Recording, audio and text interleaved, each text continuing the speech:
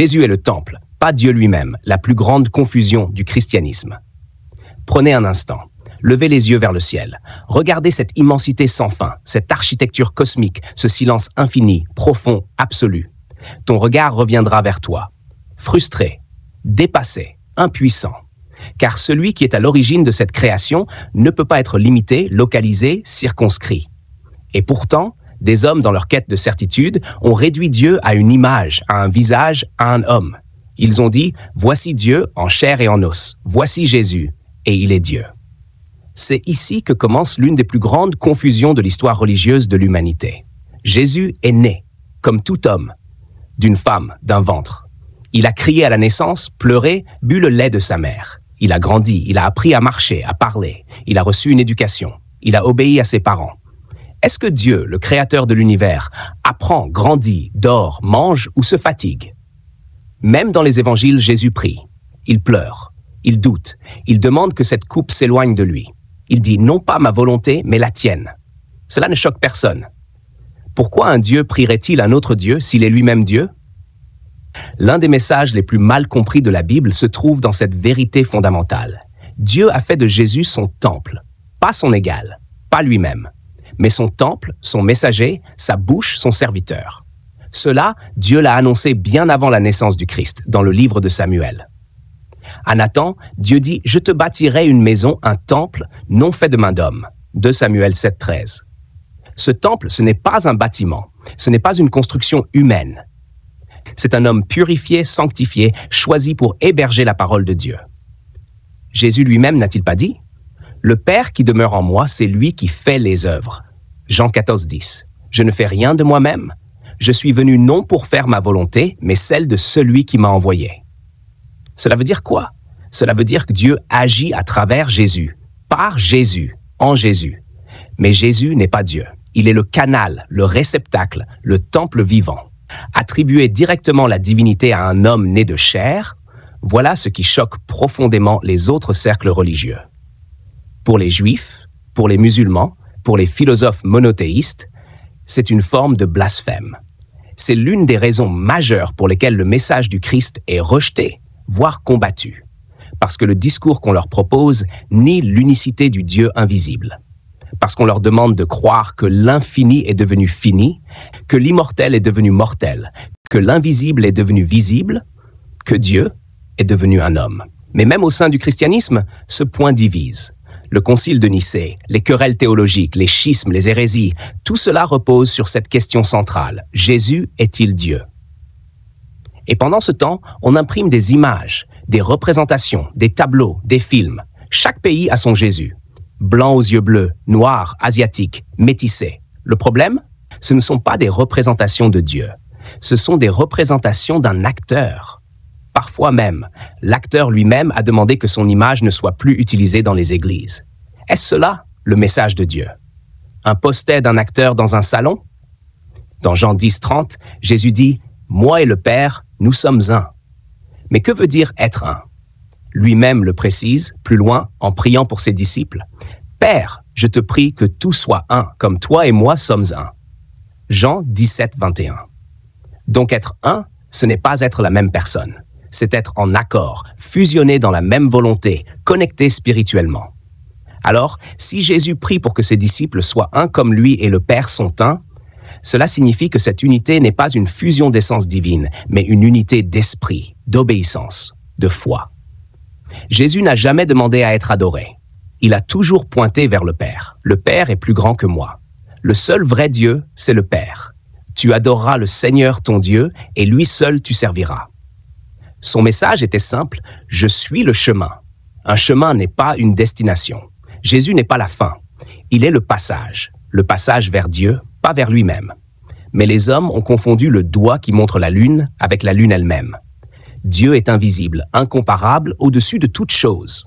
Il ne peut pas être contenu dans un corps, une statue, une image. Jésus est son temple vivant, son envoyé, son Messie, son serviteur glorifié. Mais Jésus n'est pas Dieu. Et ce simple fait, quand il est bien compris, ouvre le dialogue avec les autres religions, rétablit la cohérence du monothéisme et purifie la foi des excès idolâtres. Alors, à tous ceux qui cherchent encore, à ceux qui veulent comprendre, à ceux qui croient sans aveuglement, posez-vous cette question simple. Est-ce que Dieu peut être vu, limité, battu, crucifié, enterré, et dire « Mon Dieu, pourquoi m'as-tu abandonné ?» Si votre cœur hésite, c'est que la vérité vous parle déjà. Tu peux croire en Jésus. Tu peux l'aimer, le suivre, l'honorer, sans faire de lui ce qu'il n'a jamais prétendu être. Car la grandeur de Jésus, ce n'est pas qu'il était Dieu, mais qu'il a été l'homme dans lequel Dieu a choisi de parler. Et ça, c'est déjà immense. La vérité vous rendra libre. Et c'est là que tout devient encore plus profond, plus cohérent, plus lumineux. Parce que oui, Dieu veut se faire connaître. C'est normal. C'est même vital pour nous. Parce qu'un Dieu inconnu, inaccessible, lointain, reste un concept. Et l'être humain, dans sa nature, dans sa faiblesse, dans sa quête de sens, a toujours demandé « Montre-moi Dieu ». L'être humain veut voir, toucher, entendre. Il veut des preuves palpables. Il veut du concret. Et Dieu le sait. Il connaît notre structure. Il nous a façonnés. C'est pourquoi il a choisi un moyen de se rendre accessible sans jamais se diminuer. Il a choisi un temple vivant. Il a choisi Jésus. Jésus est donc la preuve palpable de l'existence de Dieu. Il est ce lien visible entre l'invisible et le visible. Il est ce pont entre le ciel et la terre. Il est cette interface entre l'éternité et le temps. Mais attention, ce n'est pas parce qu'on touche le temple qu'on a touché Dieu lui-même. Le temple indique la présence de Dieu. Il manifeste sa lumière, il traduit sa parole. Mais il n'est pas Dieu. Regarde l'Ancienne Alliance. Dieu se manifestait dans la tente d'assignation, puis dans le temple de Salomon. Mais personne n'osait dire que la tente ou le temple était Dieu. Non, c'était que l'endroit où résidait sa présence. Ce n'était pas le Créateur lui-même, c'était un lieu sanctifié, choisi. Et quand Jésus arrive, il devient ce lieu vivant, mobile, parlant. Il devient le temple de Dieu, non fait de main d'homme, exactement comme annoncé à Nathan. Et c'est à travers ce temple que Dieu nous enseigne, nous parle, nous soigne, nous rapproche de lui, parce que Dieu sait. Dieu sait que nous avons du mal à croire sans voir. Il sait que les prophètes étaient rejetés, que les paroles seules ne suffisent plus. Il sait que les hommes veulent des gestes, des visages, une voix. Alors il a envoyé Jésus, et il a mis sa parole en lui. Il a placé sa lumière en lui. Il a mis ses œuvres dans ses mains. Celui qui m'a vu a vu le Père. Mais pas parce qu'il est le Père, non, parce qu'il en est le reflet parfait. Il en est le miroir fidèle. C'est comme le soleil et ses rayons. Tu ne peux pas regarder le soleil directement. Tu serais aveuglé. Mais tu peux sentir sa chaleur sur ta peau. Tu peux voir sa lumière frapper ton visage. C'est cela Jésus, la chaleur de Dieu, la lumière de Dieu.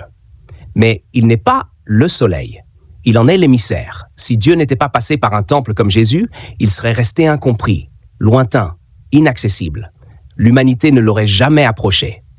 On aurait inventé nos propres dieux, nos propres images, nos propres interprétations. Mais Jésus est venu corriger tout cela.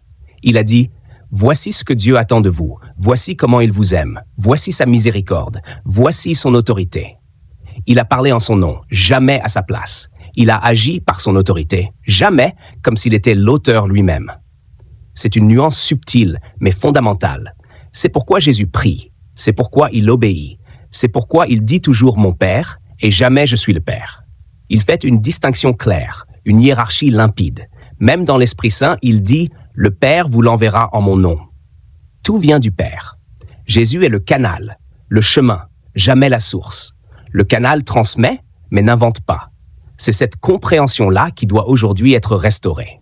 Car en confondant le temple et Dieu lui-même, l'homme moderne a créé une idole involontaire. Il a mis Jésus sur un trône qui ne lui appartient pas. Il l'a arraché à son rôle de Messie pour en faire un Dieu. Il a court-circuité le message du Père. Et ce faisant, il a éloigné des milliards d'êtres humains de l'acceptation du Christ. Car beaucoup rejettent non pas Jésus, mais ce qu'on a fait de lui. Ils rejettent la confusion, pas le message. Ils rejettent l'idolâtrie, pas la lumière. Alors, pour aimer vraiment Jésus, il faut le remettre à sa juste place, pas le rabaisser, le glorifier justement dans sa mission réelle. Celle de temple vivant, celle de parole incarnée, celle de lien entre Dieu et les hommes. Et c'est en respectant ce rôle-là qu'on honore à la fois Jésus et Dieu. Car Jésus a toujours dit « Si vous m'aimez, gardez ma parole ». Et sa parole nous conduit vers Dieu, pas vers lui-même. Si tu veux prouver l'existence de Dieu à un esprit rationnel, montre-lui Jésus. Pas comme Dieu, mais comme preuve vivante que Dieu nous connaît, nous comprend et veut nous guider. Jésus est la pédagogie divine. Jésus est le didacticien de Dieu. Jésus est l'enseignant, pas le sujet. Il est l'incarnation du message, pas l'émetteur originel. Et c'est justement cette finesse-là qui le rend unique, qui le rend magnifique, qui le rend crédible. Alors maintenant, frères et sœurs, chrétiens du monde entier, je vous parle avec gravité, avec respect, avec un amour brûlant pour la vérité. Il est temps. Il est plus que temps de revenir à la logique de Dieu. Pas à la logique des conciles, pas à la logique des traditions humaines, pas à la logique des statues, des images, des dogmes figés, mais à la logique du Dieu vivant, le Dieu invisible, celui que personne n'a jamais vu, mais qui a envoyé Jésus comme son temple, comme sa maison, comme son porte-voix pour se faire connaître à nous. Arrêtons cette confusion, cette fusion étrange qui fait du serviteur le maître, du temple le Dieu, du Fils le Père. Même Jésus l'a dit, le Père est plus grand que moi. Même Jésus l'a montré. Il priait, il pleurait, il obéissait, il attendait l'ordre. Comment pouvons-nous dire qu'il est Dieu lui-même alors que lui-même l'a toujours nié par ses actes? Et c'est là qu'on comprend pourquoi le monde ne comprend pas. Pourquoi tant de musulmans, de juifs et même d'agnostiques n'acceptent pas cette idée? Parce qu'elle viole la logique. Parce qu'elle mélange le contenant avec le contenu. Parce qu'elle transforme le message en mensonge involontaire. Et pourtant, les musulmans aussi doivent écouter. Ils doivent reconnaître que Jésus n'est pas un prophète comme les autres. Non, il est plus. Il est la preuve vivante de Dieu. Il est le temple vivant où Dieu a choisi d'habiter en plénitude. Il est le Messie promis, celui qui revient avec puissance et gloire, celui qui juge, celui qui parle avec l'autorité du ciel. Il n'est pas un simple envoyé. Il est le sommet. Il est la pierre angulaire. Il est unique dans toute l'histoire humaine. C'est pourquoi nier son importance ou le ramener à un niveau banal est aussi une erreur. Entre les chrétiens qui en font un Dieu et les musulmans qui le rétrogradent à un simple prophète, la vérité est écrasée. Et c'est cela que nous devons réparer. Il faut réconcilier l'intelligence et la foi. Il faut remettre Jésus à sa place royale sans trahir son essence. Il faut dire aux chrétiens, aimez Jésus comme il le mérite, mais ne le confondez pas avec le Père. Et dire aux musulmans, respectez la grandeur de celui qui revient juger le monde, car il n'est pas un prophète ordinaire. Le monde a besoin de cette vérité.